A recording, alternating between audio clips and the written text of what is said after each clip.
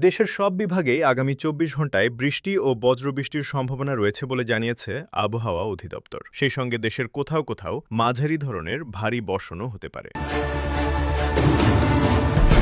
শুক্রবার সকাল ৯টা থেকে পরবর্তী ২৪ ঘন্টার পূর্বাভাসে বলা হয়েছে, রংপুর, রাজশাহী, ঢাকা, ময়মনসিংহ, খুলনা, বরিশাল, চট্টগ্রাম ও সিলেট বিভাগের বিভিন্ন স্থানে অস্থায়ীভাবে দমকা বা ঝোড়ো হাওয়াসহ বৃষ্টি কিংবা বজ্রবৃষ্টি হতে পারে।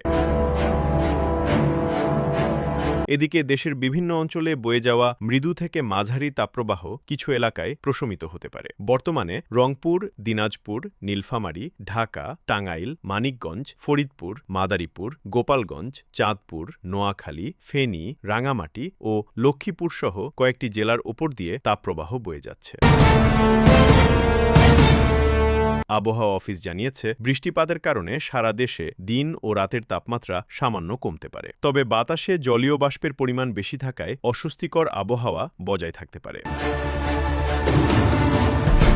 এছাড়া আগামী ৪৮ ঘন্টার মধ্যে দক্ষিণ-পশ্চিম মৌসুমি বায়ু কক্সবাজার উপকূল পর্যন্ত অগ্রসর হতে পারে বলেও পূর্বাভাসে উল্লেখ করা হয়েছে।